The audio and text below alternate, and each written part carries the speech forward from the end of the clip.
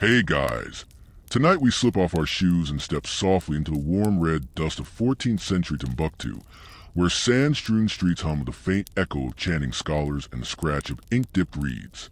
The air is dry, fragrant with desert wind and old parchment. A narrow alley curves past sun-bleached mud-brick homes, and the silhouette of Jingareba Mosque looms like a mirage in gold morning light. You're already late. Your robe clings slightly from last night's heat, and mosquito just treated your ankle like a buffet. This isn't your usual school day. You've just woken up in the golden age of the Mali Empire, in a city where knowledge is currency and sleep is optional. Oh, and you probably won't survive this if you're allergic to dust, camels, or metaphysics. So, before you get comfortable, take a moment to like the video and subscribe, but only if you genuinely enjoy what I do here. And hey, drop your location and what time you're listening in the comments. Now, dim the lights, maybe turn on a fan for that soft background hum, and let's ease into tonight's journey together. You rise with the faint call of the muezzin spiraling into the air from the towering minaret of Jingareba. Your body stiff from sleeping on a reed mat, but your mind's already reaching for the divine. Ablutions first, of course. You splash water from a clay vessel onto your face, arms, and feet, the liquid startlingly cold in the morning hush. The rooster next door cackles like he's got gossip. He probably does.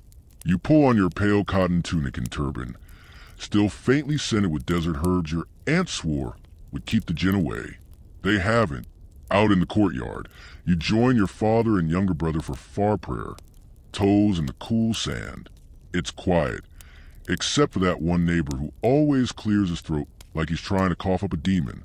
You bow, prostrate, and feel your breath sink with something older than time itself.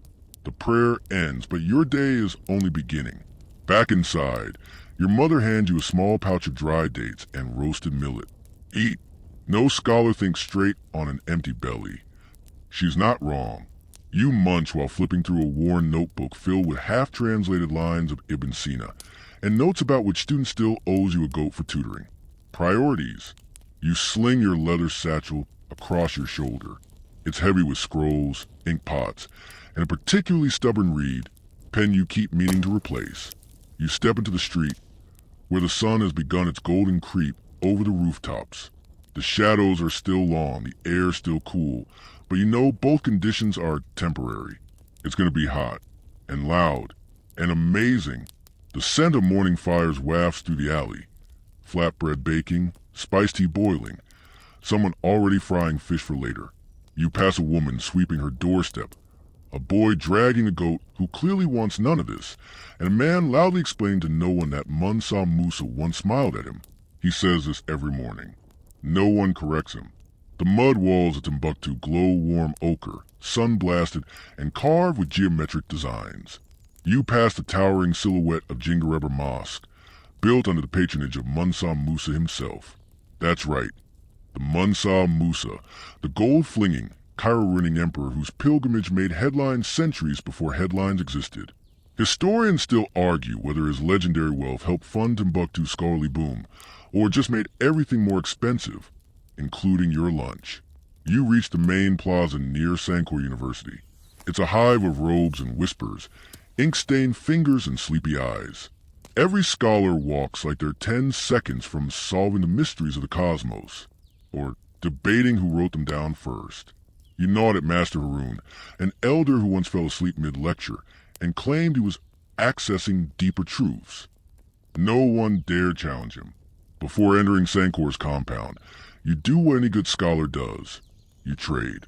A young student offers you a scrap of palm leaf paper in exchange for 2 of your rough translations from Al-Farabi. You accept, knowing full well he'll copy them badly and claim originality. That's the game. Footnotes aren't a thing yet. You stop for a moment, letting your hand brush the sun-warmed outer wall of the mosque. You murmur a quiet prayer, not for divine knowledge, but for the patience to avoid throat-punching your smug rival, Idris, during today's lessons. And then, with the sun climbing higher and the smell of dusty heat curling into your turban, you step to the carved wooden gates of Sankore. Your day of learning, teaching, debating, and surviving begins. Already, voices drift through the inner courtyard. Discussions about jurisprudence, astronomy, and whether coffee counts as fasting if you only sniff it. You take your seat on a low cushion beneath a lattice of date palms. The light flickers above you in shadowy webs. One of your fellow students has fallen asleep on his scroll, and a beetle is boldly marching across the Quran beside him. Typical Thursday. As you unroll your parchment and prepare your inkwell, a single thought pulses at the back of your mind. This is what matters. This is the wealth no empire can plunder. And you wouldn't trade it for a chest of gold. Though a little gold wouldn't hurt, especially if you plan on finally fixing that leak in your roof. And just like that, with your reed pen poised and your mind opening to divine geometry and human foolishness, your day as a scholar in Timbuktu truly begins. The alleyways of Timbuktu are already buzzing when you step back out after morning lessons. The sun now a pale furnace overhead. You squint against the glare, ducking beneath a low wooden beam that's claimed more foreheads than bad poetry ever will. The calluses on your feet greet the warm sand with resigned familiarity. Another long trek across town begins. And your sandals, well, they're more philosophical suggestion than footwear at this point. You shuffle past a street vendor hawking dried locusts, high in protein, he shouts, and sidestep a goat with an alarming sense of entitlement. The air smells of date syrup, charcoal, and ambition. Everywhere around you, the city pulses with a chatter of scholars and scribes, their robes fluttering like banners of intellect. These aren't quiet monks. These are academics in sandals, and every corner hides another argument in progress. You clutch your satchel tighter. Inside are the notes from this morning session, your own messy commentary on a Hatta collection, a partial geometric diagram, and what may or may not be a grocery list you scribbled in the margin. You're headed now toward your second home, a smaller, semi-private study circle held in the shade behind a tannery. Yes, the stench is strong, but the debate is stronger. On your way, you pause outside the tea tent run by old Layla, who claims to have served sips to Musa Musa himself. She always says this while pouring. No one contradicts her because her tea tastes like truth itself, spiced with cardamom and a hint of mystery. You nod respectfully. She winks and mutters, "Try not to start a revolution today, Habibi." You laugh. But you also know that in Timbuktu, a few well-placed footnotes could cause one. A group of younger students passes by, animatedly discussing whether numbers have souls. One insists that 7 is definitely evil. Another argues that slander and 8 is the real menace. You don't stop them. You once wrote an entire treatise about why 12 is a divine number and barely survived the rebuttals. You finally reach the study circle, a shaded nook enclosed by mud brick walls. There, half a dozen scholars sit cross-legged around an open manuscript. Master Bashir is already mid-rant, gesturing wildly with an ink-stained hand. He's arguing that legal rulings from Andalusia should not apply to Timbuktu's market stalls because snow is not a relevant economic factor here. Fair. You slip into the circle, nodding at your friend Khalid, who subtly shifts over to make room on the mat. He whispers you're late. You whisper back, "You still owe me dates." Friendship. The debate turns to ethics in camel trading. Did the Prophet really say that you must disclose a beast's temperamental nature before a sale? The manuscript says yes. Bashir says maybe. Idris says loudly, "Only if it bites." You say, "Define biting." Laughter ripples through the group. Even Bashir grins. As the discussion evolves, you find yourself absorbed in the texture of the parchment before you. The subtle indentations of forgotten scribe's tired hand. The faded ink like desert wind made visible. Every word is a footprint across time. And somewhere between the debate on jurisprudence and college sketching rude caricatures in the corner of the page, you're reminded of why you do this. This is intellectual sparring. This is worship through wit. Outside, children chase each other with sticks. One pretends he's a juror sentencing his friend to wash the camel pens. You hear the rhythm of life out there, the drumbeat of donkeys, the low rumble of a trader's caravan arriving in the distance. But in here, time stretches and slows. A sandstorm begins to flirt with the edge of the horizon. Just a whisper of wind and grit curling in the alley like it's eavesdropping. The tannery stinks stronger now. No one flinches. Scholars are like onions, tough layered and sometimes smell bad. A shadow falls across the circle, An elderly scholar named Isida joins you, her walking stick tapping the stones. Her presence hushes the group like a full stop at the end of a rowdy paragraph. She doesn't speak right away. Instead, she lowers herself onto the mat with the grace of someone who's mastered both balance and silence. Then she says softly, "You argue well, but you all forget to listen." It's like someone just recited the thesis of the entire city. You listen, really listen, for the next hour. Isida speaks of texts long lost to the wind, of manuscripts that never made it across the Sahara, of students who argued too hard and forgot to pray. She brings out a tiny scroll wrapped in silk, written in ink made from crushed indigo and camel milk. She says, "Probably cursed, definitely valuable." You lean in with the others. Curiosity trumps superstition every time. The scroll turns out to be a poem, a love letter from a forgotten scholar to a concept, the pursuit of truth. A little dramatic, sure, but it resonates. Historians still argue whether scholars in Timbuktu were more concerned with copying texts or creating new ones. The truth is probably both. You see evidence of this every day. Notes scribbled in margins that bloom into theories. Lessons whispered to students who later change the shape of discourse itself. Knowledge here isn't static. It's passed like a breath, warmed in the chest, and offered again. Eventually, the wind picks up, and the sandstorm does more than flirt. It crashes into the city like an annoyed librarian. You all scramble to pack up the scrolls and cover your mouths.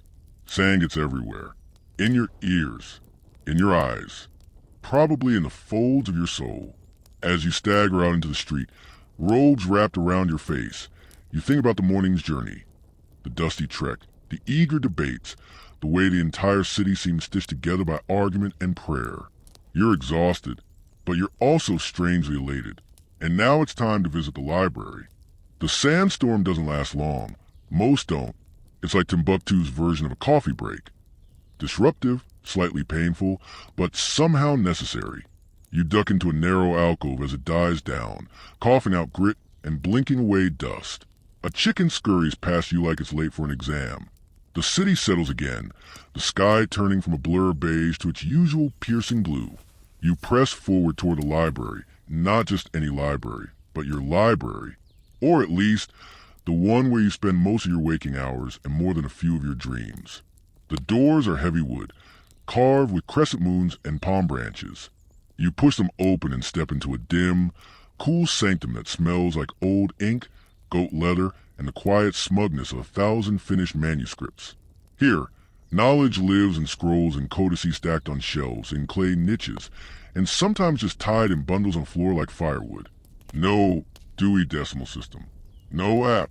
Just the minds of scribes who remember exactly where that obscure Berber treatise on lunar farming cycles ended up. Somewhere near the Qurans, or maybe under the astronomy shelf that collapsed last week. Again, the air is dry and hushed, disturbed only by the occasional squeak of a reed pen or the gentle huff of someone muttering Arabic grammar corrections. You find your usual corner, low cushion, slanted desk, and a stack of half-translated texts that judge you every time you walk in late. You take out your tools, your inkwell made from polished bone, your carved reed pen, and your current project, an ancient copy of Kitab al-Miraj, a text describing the Prophet Muhammad's night journey, written in Andalusian script so curly it could be mistaken for a nervous snake. You sigh. You love this book. You also kind of hate it. The next hour passes in that focused blur scholars know too well. Your hand aches. Your lower back begs for a mattress. But you're deep in the zone, translating, copying, correcting. Each flick of your pen breathes new life into old words. You write right to left, your wrist covered in black smudges by the end of the first page. Ink isn't cheap, so you ration every drop. Made from soot, water, and gum arabic. It dries fast, stains worse, and smells faintly of the spice market. You pause to dip your pen again, and notice someone has doodled a camel, wearing spectacles, in the margin of your previous work. Probably Idris. Again, you're not even mad. It's well drawn. The library's head scribe, a gruff man named Musa Al-Falani, shuffles by and grumbles something about proper margins. He once spent 6 weeks copying a single Quranic surah because he kept rejecting his own handwriting. Perfection is a curse, he says, while still demanding it from you daily. As you copy, your mind wanders. Who was the first hand to write this line? Where did that scribe sit? What did their world smell like? Sound like fear? You imagine some distant ancestor you were squinting by oil lamp, just as exhausted, probably also regretting skipping breakfast. Historians still argue whether Timbuktu's libraries were purely repositories or active laboratories of thought. Some say they merely collected knowledge from far-off places like Egypt, Arabia, and even China. Others insist Timbuktu was a beacon of innovation, a center of new theories, the birthplace of bold reinterpretations. You believe both can be true. After all, what's more innovative than preserving wisdom across centuries in a city made of mud and prayer? You pause to stretch your legs. The library's upper rooms are lined with more fragile manuscripts, some so brittle they're only handled with thin cloth gloves or not at all. Rumor has it there's a locked room somewhere with banned texts, books on alchemy, mysticism, even astrology pushed a little too far. You've tried finding it. Everyone denies it exists, which naturally means it absolutely does. As you climb a wooden ladder to return a scroll to its dusty alcove, you spot something curious. A rolled parchment wrapped in crimson thread, wedged behind a stack of trade manifests. You pluck it out, unravel it slowly. The script is faint, the Arabic archaic, but it's a love poem, a long, dramatic one, addressed to a concept, again. This time, the silence between words. Timbuktu scholars are clearly all secretly poets, or deeply repressed romantics, or both. Below the verses, a strange little drawing, a star chart map to the layout of the city's mosques. You recognize Sankor and Sidi Yehia marked like constellations. A fringe theory? A hidden teaching? Or just someone bored during a boring sermon? You tuck it into your robe for later. Back at your desk, another scholar walks in, Nura, always late, always brilliant, and currently fuming about a camel tax edict from Gao. It's heresy, she mutters, charging for animals that spit on principle. You nod sagely, pretending to understand. She joins you in silence, ink already flying as her pen dances across palm leaf paper. The afternoon light shifts through high windows, casting golden lattices on the library floor. Dust motes hang in the air like floating punctuation. The room feels suspended in time, like the world outside has melted away. Just you, your words, and centuries of thought layer like sediment beneath your fingers. Quirky detail of the day. Someone has left a tiny clay dish filled with what appears to be sunscreen, mixed from crocodile dung, red ochre, and shea butter. An old Tuareg recipe, supposedly protective and symbolic. Smells like regret. You pretend not to notice it creeping toward your scroll. Outside, the bell chimes from Jingareber. You check the sun's angle and realize hours have passed. You should be starving. You should be tired. But you feel anchored, as if copying those words has tethered you to something older, deeper, wiser than even Munsam Musa's gold-lace parade. You pack up slowly, scrolls carefully wrapped, pens cleaned. You leave your spot as you found it, except for the doodle of the bespectacled camel, which you quietly enhance with a monocle. The doors creak open as you exit, and the light slaps you full in the face. Harsh, hot, brilliant. Your eyes squint against the brightness, your body aching a little, your mind buzzing. The library fades behind you, but its silence stays tucked somewhere inside your chest. You step back onto the street just as a merchant shouts about selling the purest salt this side of the Sahara. And you realize you haven't eaten since sunrise. It's time for lunch, and probably an argument. The midday sun sits smugly overhead, cooking rooftops and brains with equal enthusiasm. Your stomach makes a sound that could pass for a camel in distress. You follow your nose and the sound of clinking bowls to the courtyard near Sankor, where the scholarly crowd gathers for what they generously call lunch. You slip onto a low stool under a faded woven canopy. The table is already full of familiar faces. Khalid, who always eats too fast. Nura, scribbling notes even while chewing. Idris, rehearsing arguments between bites of fish. And Master Bashir, already 3 sips into a lukewarm date drink and muttering about Aristotle's dangerously vague footnotes. In the center sits a communal bowl of tuo, soft millet pounded into a doughy paste, surrounded by bowls of spicy stew, roasted eggplant, dried fish, and some mysterious green someone swears improve memory. If that were true, mutters Khalid, you'd remember to pay me back for last week. You dig in with your right hand, fingers scooping, sauce dripping, heart full. Lunch with scholars is never just lunch. It's a debate club disguised as a meal. You're not just digesting food, you're chewing on metaphysics. Today's menu includes a bonus course, a spirited argument about whether rationalism corrupts divine revelation or simply polishes it. You toss in a quote from Al-Ghazali, Neurocounters with Ibn Rushd. Idris, as always, brings in an obscure Sufi proverb about camels and lanterns that somehow sound profound, but is probably just him stalling for time while he refills his bowl. You're all wrong, Bashir declares between bites. Knowledge doesn't come from logic or faith. It comes from the stomach. Hunger drives the mind. You're not sure if he's joking. You're not sure he knows. Either way, it's kind of brilliant. One of the younger students, barely 12, clears his throat timidly and asks whether spirits, those spirits, can possess books. A ripple of amusement moves around the table, but no one outright dismisses him. In Timbuktu, even fringe ideas get airtime, so long as you back them up with at least one manuscript and 2 dramatic hand gestures.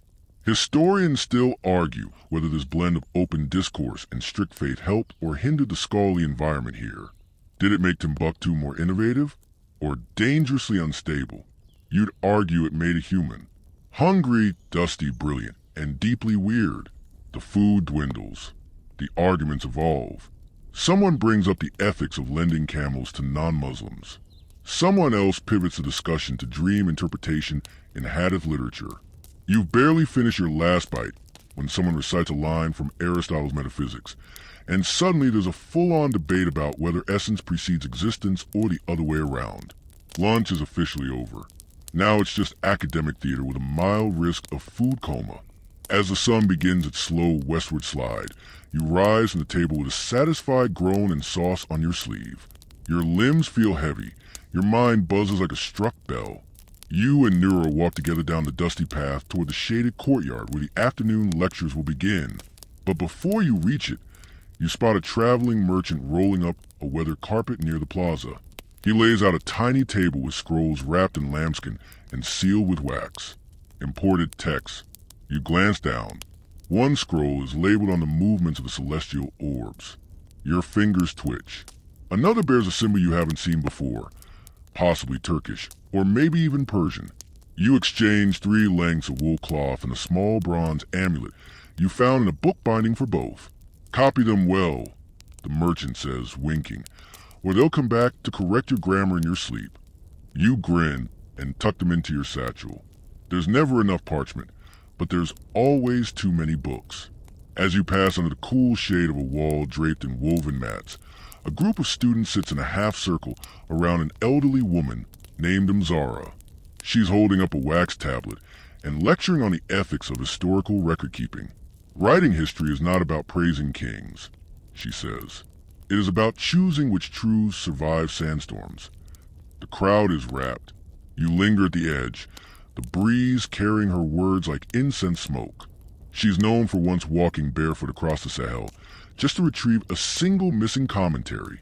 She also once had a scribe with a sandal from quoting a hadith. Legend. Eventually, the lecture ends, and she calls you over. You, she says, have a look like someone who asks too many questions and writes too few answers. Fix that. Yes, you mumble. She nods, as if she's past sentence, then turns to the student who's holding their pen upside down. Back in the courtyard, you find your next lecture already underway. Master Haroon is explaining the concept of tawakkul, trusting God, and somehow tying into taxation systems along the Niger River. His metaphors are weirdly food-based today. He calls the prophet's life a soup of mercy flavored with divine timing. And everyone pretends that makes perfect sense. You sit beside Khalid, who passes you a folded paper. It's a diagram of a theologically optimized market stall, complete with arrows for maximum blessing flow. You almost snort tea out your nose. You raise your hand, challenge Haroon's interpretation gently, and the debate begins again. He's sharp. You're sharper. The crowd is on edge. It's like intellectual gladiator combat, but with more footnotes and fewer fatalities. You both smile through gritted teeth. This is what you live for. At some point, a distant drumbeat starts, signaling the time for the ASR prayer. The lecture dissolves like sugar in tea. Everyone stands, bows, stretches. A few students collapse dramatically, as if debate is a full-contact sport. Honestly, sometimes it is. You wander away from the crowd, your head spinning with Aristotle, Quranic commentary, and the feeling that you've eaten too much stew. You find a quiet wall. Sit down and let your back rest against the mud-brick warmth. The world is bright, loud, alive. The call to prayer spirals through the city, like a ribbon of sound. You close your eyes. Your belly's full, your mind fuller. The breeze picks up, rustling the palms above. You could nap, but there's still more to learn, more to teach, more to write, always more. You don't nap. Not really. There's barely time, and anyway, there's a group of students already forming under the tamarind tree in the courtyard, the agreed-upon shade zone for the afternoon astronomy session. You stretch your legs, brush millicrumbs from your robe, and stand slowly, knees popping like an old bookshelf. Your teaching duties start now. You've been tutoring this group for the past few months, ever since Master Haroon decided you were finally less of a danger to minds younger than yours. High praise, really. Today's topic? Lunar cycles and their influence on prayer times, planting seasons, and the occasional awkward wedding date. You greet your students as they gather, young faces full of curiosity and sunburn. There's Musa, who always forgets his pen but remembers obscure Persian proverbs. There's Zara, who once calculated the angle of the moon using a spoon and has had a superiority complex ever since. And then there's Ayub, the skeptic, who insists that astronomy is just math for people afraid of theology. You begin by drawing circles in the dust. The sun, the earth, the moon. You try not to take it personally when a goat wanders through your diagram mid-sentence. Welcome to Classroom Timbuktu. You pull out your prized teaching tool, a brass astrolabe lovingly nicked and dented from years of use. Imported from Cairo and worth more than 3 camels. It's your favorite thing you own, possibly including your house. You hold it up and trace the edge with your finger. This, you say, tells us what the sky can't say out loud. The students lean in. Even Ayub looks impressed, though he tries to mask it with a yawn. You walk them through a simulation, lining up small stones to mark constellations, positioning sticks for the horizon, and using the astrolabe to plot the rising of the crescent moon. They scribble notes furiously. A few actually understand. Zara corrects you once. She's right. You pretend you let her win. Somewhere in the middle explaining how lunar shadows affect prayer calculations, you remember something you read in a nearly illegible Andalusian text last week, that a scholar once claimed the moon weeps for unjust rulers. You mention it in passing. Why would the moon care about us? Ayub asks, arms folded. You grin. Why wouldn't it? A moment of silence. Historians still argue whether Timbuktu's astronomy was primarily practical, used for agriculture and religious duties, or whether it ventured into speculative, spiritual, even philosophical realms. Some manuscripts clearly calculate eclipses and seasonal shifts. Others, though, read more like poetry disguised as star maps. You ask the students to guess the moon's current phase. Zara answers first, confidently. Ayub mutters a different answer. You point to the sky, now a pale canvas slowly bleeding into amber. We'll know in a few hours. A cart clatters past nearby, trailing a chorus of chickens. You push onward, drawing on your own memory of a mysterious chart you once saw in a desert caravan. Stars plotted not by location, but by sound. The singing of the heavens, it claimed. No one has ever found a second copy. You still wonder if it was a hoax or something the world wasn't ready to understand. As you explain sidereal time, a question bubbles in your brain. How many scrolls have already been lost to time, eaten by fire, wind, or indifference? How many theories dance across someone's mind but never made it onto parchment? Your own voice fades slightly as you speak, lost in that dizzying thought. Later, As the sun tilts lower and shadows stretch long and lazy across the courtyard, you shift topics. The moon, you explain, plays more roles than timekeeper. In some treatises, it's a moral guide.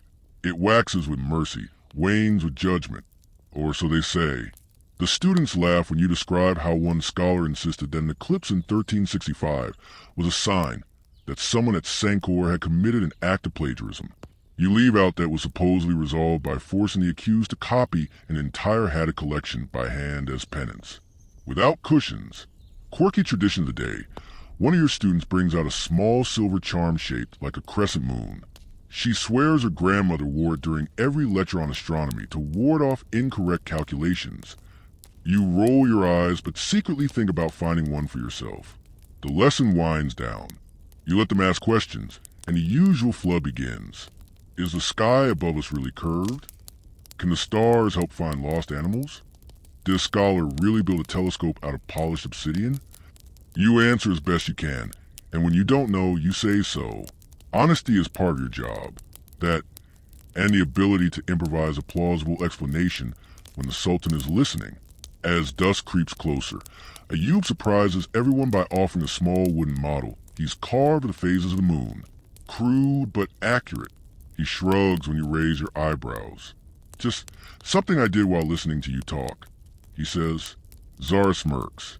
So you do listen. He blushes. You dismiss them with a few final remarks, reminding them that stars may illuminate the heavens, but it's patience that illuminates the scholar. It's something your first teacher said, and you only recently started understanding it. After they go, you linger in the fading light, watching the sky melt into blue-black. One star appears, then another, then more. The moon hasn't risen yet. You wonder which phase it'll wear tonight, waxing pride, waning sorrow, or just plain confusion. You take a slow breath, sit back down, and trace the worn edges of your astrolabe again. Tomorrow, you'll teach the same things. And learn new ones. You always do. The evening call to prayer begins, and it washes over the rooftops like silk in the wind. You rise, joints cracking, and head toward the mosque once more. Your brain's tired. Your hands are stained. And yet, you know you'll dream in circles and stars tonight. Because in this city, even the sky is full of footnotes. You slip out of the mosque after Maghrib prayers, the sky a deepening indigo blanket strewn with the first real stars of the night. The heat of the day has lifted, finally, and the air feels forgiving against your skin. You stretch, crack your knuckles, and instinctively check your satchel to make sure your scrolls are still there. One time you left them behind, and found them the next day covered in cat paw prints. Never again. This is the hour of exchange, the moment between study and sleep, where knowledge changes hands like coin and secrets drift through alleyways like smoke. You head toward the marketplace, or what's left of it now that most merchants have packed up for the night. You're not looking for food this time. You're looking for ink. The scribe's quarter is tucked behind a spice vendor stall that always smells like roasted cloves and very bad decisions. You duck under a low awning strung with drying parchment scraps. Inside, the air is thick with a tang of ink and something sharper, metallic maybe? You don't ask. It's better not to. Old Isuf, the blind ink maker, is hunched over a bubbling pot. No one knows how he doesn't burn his fingers. They say he dreams in ingredients. You offer him a small bundle of cinnamon sticks and a riddle, his preferred currency. Today's is a good one, what has a spine but no bones and is feared by kings. He chuckles, rasps a book, and hands you a fresh vial of ebony black ink without another word. Outside the tent, you spot Idris leaning against a wall, arms crossed and eyes glinting. He nods at you, then slides a folded scrap of parchment into your palm as casually as someone brushing dust from their sleeve. From Gao, he murmurs, "You didn't get it from me." You pocket it without opening it. Messages from outside scholars are often shared in secret, not because they're dangerous, well, not always, but because they might challenge someone else's theory or, even worse, someone else's ego. And no one wants to be the scholar who starts a turf war over a disputed verse in Al-Farabi. Historians still argue whether Timbuktu's knowledge network was truly global or merely regional. But the city's scholars maintain correspondence with distant lands. Morocco, Cairo, Baghdad, even Al-Andalus. Messages sometimes arrive folded into salt shipments or hidden in hollowed-out ink pots. It's how new ideas crept in, slowly, sideways, and sometimes with questionable punctuation. You find a quiet alley, open the note, and scan it by lantern light. It's from a scholar named Mariam al-Qadisiyah. You've never met her, but you know her name. She's famous for writing a refutation of an Egyptian theologian using only Quranic metaphors and the structure of a Sufi poem. Brutal, beautiful, unforgettable. Her letter is short but urgent. She references a manuscript that may be lost or deliberately hidden. A commentary on cosmic balance, attributed to a scholar long thought fictional. She asks if you've seen any mention of it in Sankor's back shelves or among the lesser copied texts. You haven't, yet, but now you will. You fold the note carefully and hide it inside the binding of a grammar book. No one reads grammar books willingly, so it's safe there. You wander next toward the apothecary, not for medicine, but for paper. Don't ask. He keeps it behind the jars of preserved scorpions. You exchange a few verses of poetry for a precious roll of papyrus, brittle and yellowed, but still perfectly writable. Quirky fact. Some scribes swear papyrus gives their ideas more weight. Others say it just flakes more dramatically when you're angry and crumple it, with your evening errands complete. You walk slowly back to the winding streets. Lanterns flicker in doorways. Laughter echoes down alleys. Somewhere, someone is playing a kora, soft, mournful strings drifting on the breeze like forgotten lullabies. You pass a group of students clustered under a tree, whispering as they copy fragments of a banned manuscript. Likely one of those Persian mystic texts that tiptoe a little too close to heresy for some scholar's taste. You pretend not to see. You were them once. Back in your study room, you light a small lamp and unroll the new papyrus. You don't copy anything. Not tonight. Instead, you sketch. Diagrams of moon phases, a map of trade routes, a scrawl of symbols from Miriam's letter, and, in the corner, a tiny doodle of a camel with a monocle. That joke is not going away anytime soon. You dig through your old notes, searching for any reference to the lost manuscript. You find a strange notation in the margin of a shipping ledger. Balance shall return where ink meets silence. Poetic, frustrating, possibly a clue. You write a short letter in reply to Miriam, fold it neatly, and tuck it into your satchel for tomorrow. You'll find someone headed east soon enough. As your candle burns lower, you glance again at the scroll from earlier, the one with the star map of Timbuktu's mosques.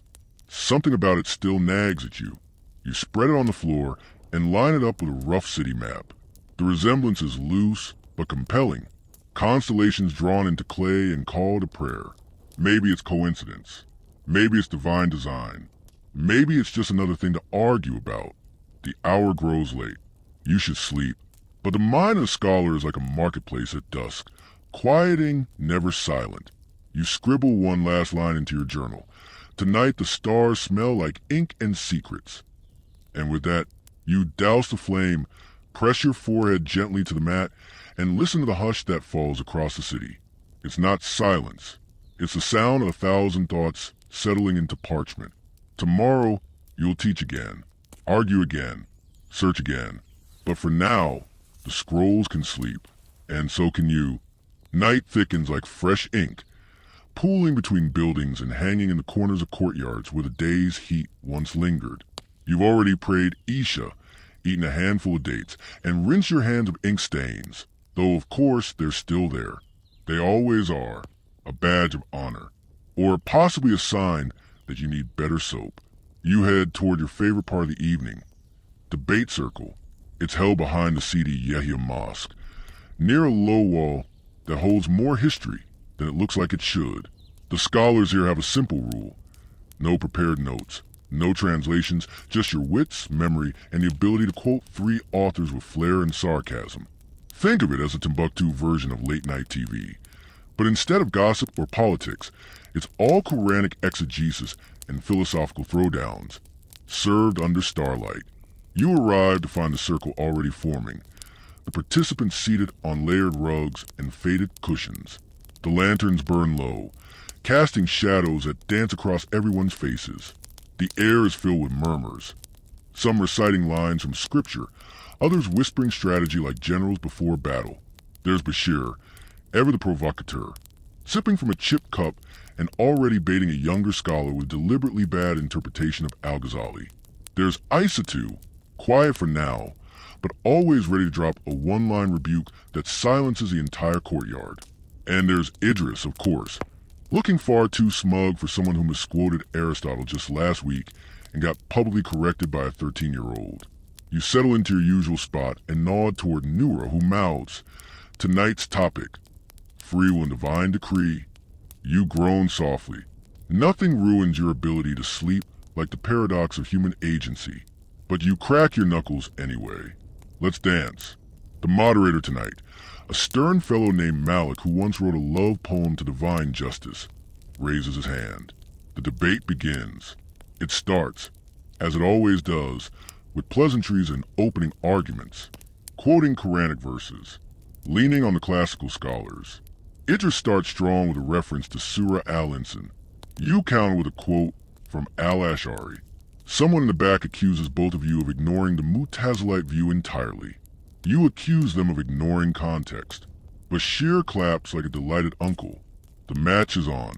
For the next hour, it's a blur of voices, ideas, challenges, raised eyebrows, and strategically timed sips of tea.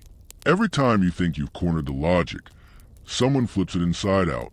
Isata finally weighs in, arguing that free will is real, but that the illusion of choice is part of God's mercy. You nod slowly. It's annoyingly beautiful. Historians still argue whether these nightly debates were sanctioned teaching methods or informal intellectual brawls. You know the truth. They were both. Nothing clarifies belief like defending in the dark, with half a dozen minds sharpening themselves against yours. A pause falls over the group when a wandering date seller passes by, muttering offers in a tone that suggests his fruit can solve theological dilemmas. Bashir buys two. You buy one, and immediately drop in the sand. Divine will, or just clumsiness? As the debate resumes, someone brings up the fringe theory that the stars affect decision-making. A few scoff. A few nod sagely. One scholar insists his aunt only married after watching the moon for 3 nights and waiting for a specific owl call. You're not sure what to do with that information. Another scholar mentions a rarely read manuscript hidden in the Northern Archive that frames free will as borrowed authority, a temporary delegation from God, return upon death. You make a mental note to hunt that scroll down tomorrow. You take your turn to speak again. You slow your voice, lower your tone, and quote the prophet's hadith. Trust in God, but tie your camel. The group chuckles, but they also nod. That one line always wins points. Someone across the circle murmurs a Sufi proverb. The bird flies where the wind wills, but chooses when to sing. You smile. It's not helpful, but it's lovely, and sometimes that's enough. Quirky moment of the evening. A cat slinks into the circle and plops itself in front of the main speaker. Everyone pauses. No one shoos it away. Instead, the next scholar begins her argument by addressing the cat directly. If you are the representation divine will, please grant me permission to speak. The cat yawns and licks its paw. Permission granted. You're not sure how much longer the debate goes on. At some point, it's not even about winning. It's about showing up, engaging, wrestling with words and faith and philosophy until your brain throbs and your soul sighs. That's the point. Not the answers, but the beautiful chaos of the asking. As the lanterns burn lower, Malik raises his hand again. Enough, he says. Any more questions, and someone will try to find the soul, using goat metaphors again. Everyone groans, but they're smiling. You gather your things. Isata hands you a small folded page with a note. See Ibn Sina's treatise on divine motion, north wall, 3rd shelf. You tuck it away. Another breadcrumb. You walk slowly through the quiet streets. The debates still echo in your head. You replay your best lines, wince at the weak ones, and wonder if you were persuasive or just loud. Probably both. The stars are clearer now. The moon finally risen, a soft curve glowing like a half-written thought. You pause and look up, your breath curling just slightly in the cool night air. You wonder if somewhere Miriam Al-Qadisiyah is watching the same moon, weighing the same questions. Back in your room, you set your notes aside and dip your fingers in a basin to cool them. Your ink-stained skin tells a story the scrolls can't. You whisper a short prayer, not for answers, but for better questions tomorrow. The silence settles again. Not empty, just waiting. You peel off your outer robe and hang it over the wooden peg on your wall. It still smells faintly of tonight's spice market, cumin and something sweet, and a little like whatever was spilled during the debate. You're hoping it wasn't camel milk, but if it was, maybe that'll scare off the cockroaches. The room is warm, dimly lit by a single oil lamp that flickers with a breeze sneaking through a crack in the window shutter. Outside, the city of Timbuktu hums gently, a softer version of itself now. The last carts have rattled home, and even the goats seem to have called a night. You sit cross-legged on the mat, roll your shoulders, and breathe. This is your time. The scholar's secret hour. First, you lay out your private scrolls. Not the ones you teach from, and definitely not the ones you argue over in public. These are yours alone. Worn, some fray at the edges, others still crisp. Some are translation from Persian or Greek. A few are local fables wrapped around philosophical riddles. One is just a collection of your own strange thoughts written in deliberately awful handwriting, so no nosy apprentice can decipher them. You take out your favorite, an old commentary on dreams written by a Sufi mystic with questionable spelling and magnificent ideas. You open it, but you don't read. You just run your fingers across the ink, tracing loops and curls. The writing feels alive in this hour. Night prayers come next. You turn toward the Qibla, whispering the verses from memory, letting them settle you into something slower, quieter. This is when the desert outside seems to listen, maybe even respond. There's a comfort in that, a sense that the universe, vast and glittering above you, still knows your name. Once finished, you lie back against a rolled-up robe and take out your personal scroll. Not for theology, not for debate. This one's for poetry. Your poetry. You'd never admit it to most of your colleagues, especially not Idris, who still insists poetry is emotionally undisciplined. But this scroll holds your soul. Stanzas of longing, metaphors tangled in desert wind, occasional lines about how the moon smells like old parchment, or how ink sometimes behaves like a jealous lover. You write slowly tonight, just one stanza, testing each word like a grain of salt on the tongue. You're not in a rush. Poetry, unlike scholarship, doesn't need footnotes or permission. Historians still argue whether Timbuktu's poets were considered equal to its jurists and philosophers. Some claim poets were tolerated but not respected. Others believe they were the unspoken heart of the scholarly world, keeping things soft, strange, and human in a place so obsessed with logic. You lean toward the second theory. Obviously, a knock on the window startles you. You slide it open and find Mariama, one of your students, grinning in the moonlight. She hands you a folded scrap of cloth and whispers, "Don't lose this one." Then she vanishes down the alley before you can scold her. You open the cloth to find a new diagram she's drawn. Something about planetary conjunctions and seasonal rain cycles. You grin. She's getting bold. And weird, which is perfect. You place the cloth inside your personal scroll.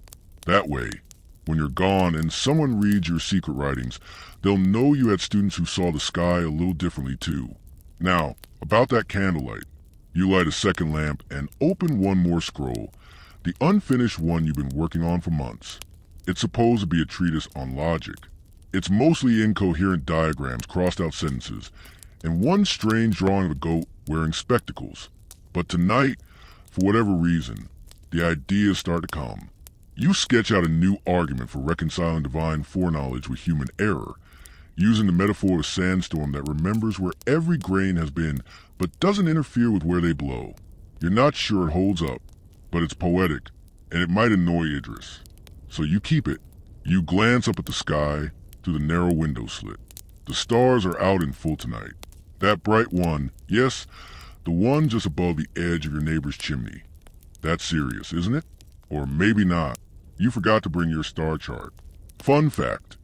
Some scholars in Timbuktu believe dreams could be mapped like the stars, that each recurring image had its celestial twin. One particularly eccentric astronomer claimed if you dreamed of falling and woke just before hitting the ground, you'd been yanked back by a passing comet. You wonder what he'd say about the dream you had last week, where a scroll grew legs and ran off yelling insults at you in Latin. You set your ink aside before your thoughts get too strange. The city sleeps now. Even the mosques are quieted. You whisper another short prayer, not a formal one, just something you made up, asking for clarity, patience, and a few fewer philosophical paradoxes tomorrow. Before sleep, you check your secret poetry scroll one last time. You add one more line. The mind speaks, but the soul hums in metaphors. You roll it up carefully and tuck it inside a hollowed-out grammar book, still the safest place in town. Your mat is cool as you stretch out across it. The lamp's glow dimming as oil runs low. The shadows on the wall look like calligraphy now. Not letters, but moods. You wonder briefly if Miriam Al-Qadisiyah ever hides her poetry, or if she writes it directly onto the backs of manuscripts just to see who'll discover it years later. Your last thought before sleep? That maybe one day someone will find your scrolls, your theology, your jokes, your terrible poetry, and realize that a scholar's legacy isn't just what they taught, it's what they whispered into the night. You're not entirely sure when you drifted off, somewhere between poetic metaphors and that speculative golden spectacles theory, but now you're hovering in the strange half-space between waking and sleep, the kind of place where time has no manners, where thoughts arrive like uninvited dinner guests, and logic takes off its shoes at the door. You're dreaming, obviously, except it doesn't feel like a dream. You're standing in the middle of the Sankor courtyard. Only, it's underwater. Books float past like jellyfish. Scrolls unravel into ribbons, and the stars above ripple as if viewed from beneath a lake. Somewhere in the distance, you hear Mariama laughing and calling you a grammatical fish. Rude but accurate. Suddenly, a giant astrolabe descends from the sky and lands gently in front of you, ticking like a clock made of starlight and bronze. It speaks in your uncle's voice. Free will is an ox tied to a post made of paper. You know it's sagely because, honestly, it sounds deep, but then a goat appears wearing that same pair of spectacles and kicks the astrolabe into the air like a ball. And that's the moment you wake. Sort of. You're still on your mat, but the air is shifted. Colder. The lamp has gone out. The room is lit only by the faint glow of stars sneaking through the window cracks. You lie still, blinking slowly, letting your breath catch up with the rest of you. Dreams always come like that these days, dense, weird, layered with symbols. Some scholars believe that dreams are divine whispers, others, the leftovers of thought, mental crumbs swept into strange shapes. Historians still argue whether the scholars of Timbuktu took dream interpretation seriously or saw it as personal nonsense best left unrecorded. You know one thing, though, dreams matter. They visit when logic's asleep, and sometimes they write better metaphors than you do. You reach for the scroll by your side and write down the astrolabe line before it slips away. Maybe it'll be useful. Maybe it'll just make Bashir laugh for a week. Both outcomes are fine. The stars are calling you now. You pull your diagram scroll into your lap. This one isn't poetic, but visual, sketched with loops, dots, and arcs like constellations trying to explain theology. You've been working on a new model of divine causality, inspired by a pattern you notice on a turtle's shell. Don't ask. You draw slowly by moonlight, using a sharpened reed. A series of nested circles, each one smaller than the last. They represent stages of intention, or possibly dreams. You haven't decided yet. Your mind drifts to the idea of diagrams as prayers. Isn't that what they are, really? Attempts to map the unseeable? To give shape to what can't be touched? You wonder if Ibn Rushd would approve of your sandstorm theory meets star pattern logic web. Probably not, but maybe Miriam would. You smile, remembering the moment earlier when she slipped you her cloth scroll. You pull it out and examine the planetary alignments. There's something off in the placement of Jupiter, or maybe deliberately off. You trace it with your thumb, sensing some kind of joke or code tucked into the arrangement. She's clever like that. From a street nearby, you hear a soft chant. Someone's up for tahajjud, the late-night voluntary prayer. It carries through the clay walls like a lullaby. You get up quietly, step outside onto the small ledge behind your room, and look up. The stars. Have you ever really looked? Not just named and charted them, but felt them? They're cold, yes. Distant, but not silent. Tonight they're so clear you could thread a needle between Orion's belt. You trace a few constellations from memory, whispering their Arabic names like old friends. You remember an obscure bit of trivia. A scholar named Ahmed Al-Falani once proposed that every verse in the Quran corresponds to a specific star. He tried mapping the two in a scroll that historians later deemed overwhelming and possibly cursed. It now lives in a restricted section of the Sankor archive. You once tried to sneak a look. The guard caught you, made you sweep the courtyard for a week. Still worth it. You sit in the stars now, no scrolls, no students, no debates. Just you and the vast sky. It's in this quiet hour that you sometimes feel closest to truth, or at least the possibility of it. You whisper your own makeshift prayer again, something like, "Let my questions outlive me. Let my ink mean more than my name." Because that's the scholar's secret fear, isn't it? That your life becomes footnotes in someone else's manuscript. That all the debates, the diagrams, the marginalia, they fade. But maybe that's the point. Maybe knowledge isn't something you own, but something you pass through, like starlight or breath. A soft rustling in the alley pulls you back to earth. A date palm branch, swaying in the wind. Or maybe a djinn. You can never be sure. You've heard stories, usually told by that one old merchant who swears he saw a scroll catch fire mid-verse. Always on Fridays. Always in the North Quarter. Always after 2 cups of tamarind wine. You head back inside, laughing quietly at yourself. Too many ideas. Not enough sleep. You blow out what's left of the lamp wick. Set down your scroll. Stretch. Then curl onto your mat, wrapping your robe around you like a blanket. Before you drift again, one last thought arrives, uninvited. What if the stars are scholars too, writing in patterns we can't yet read? The room is cool. The air smells like paper and dusk. Somewhere, far off, a drum taps once. Maybe a signal. Maybe a dream. You close your eyes, and the diagrams fade. You awaken just before dawn.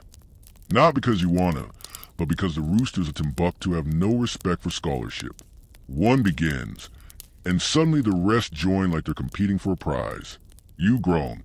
Your back aches from sleeping half-curled over your diagram scroll, and your elbow appears to have fused with your robe. But something's different. There's a quietness in the room that isn't just absence of noise. It's a hush that only exists in the breath before sunrise, when even the city itself hesitates. The air is cool, the kind that brushes against your cheek like the soft hand of an old teacher, reminding you gently it's a new day. You rise slowly. No rush. The scholars of Timbuktu don't sleep much, but they know the value of a slow start. You perform your ablutions with water still cool from the night, and step outside just as the first pale light begins to paint the edges of the rooftops. The mosque calls in the distance. It's not loud, but you feel it. It pulls at your ribs like a memory. You make your way to Jingareba again, not as hurried as yesterday. This time, each step feels like part of ritual. The city is waking around you. Merchants roll open their shutters.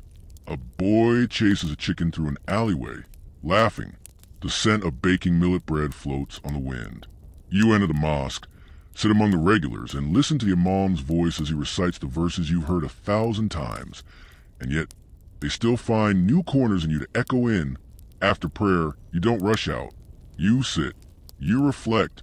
It's easy in a life packed with scrolls and syllogisms to forget why you began all this. But here, in the softened light, you remember. It was never about being right.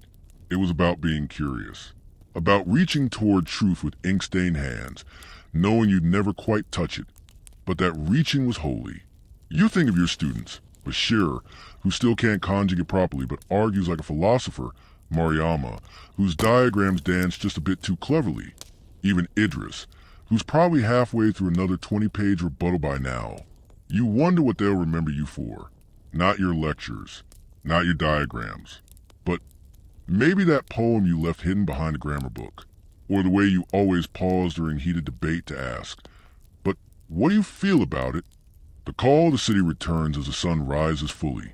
Traders shouting prices, donkeys braying, and somewhere the thunk of a dropped scroll. Classic. You head back to your room one last time. Today, you'll finish organizing your manuscripts. You decide to donate them all to Sankor, except a few you'll seal and leave hidden. Let future scholars find them and wonder. Maybe they'll puzzle over your turtle shell theory of the divine. Maybe they'll find your poetry and cringe. Or cry. Or both. You lay out the scrolls with care. Each one is a chapter of you. You run your hand across the first manuscript you ever copied as a young student. A Quranic commentary, so faded now it looks like smoke on vellum. That ink isn't just pigment. It's time. And fingerprints. And sacrifice. And then, finally, as the city swells with full morning heat, you sit one last time in your courtyard. The shadows grow shorter. A breeze carries sand and jasmine. You close your eyes. You've done enough. You've asked the questions. Now it's someone else's turn. The desert stretches quiet now, the hum of day fading into memory. You lie once more on your mat, stars beginning to blink gently above. Each one a silent reminder of the questions still floating out there. Questions you spent a lifetime trying to whisper answers to. The air is warm again, not with heat, but with comfort. You feel the press of the clay walls around you, grounding you like a cocoon. Outside, a child's laughter echoes faintly, joined by the low thud of sandals on sand. Timbuktu carries on. Your hands, once busy with ink and parchment, now rest still. You've written enough for one night. The scrolls are safely stored, the diagrams complete, and even the poetry, awkward, aching honest, rests where it belongs. Somewhere between the sacred and the ridiculous, the voices of fellow scholars drift in memory. The laughter, the debates, the endless, joyous doubt. You were never trying to win. You were just trying to understand. Now your breathing slows. The fan hums gently in the corner. The light is soft, velvet almost. You feel your thoughts stretch thin, like the final trailing edge of a dream you no longer need to catch. The desert wind curls around the edges of your sleep, soothing, steady. You made space for truth, for questions, for wonder. And now, your legacy is not locked in gold or stone. It's written in ink, and silence, and stars. Sleep well, scholar.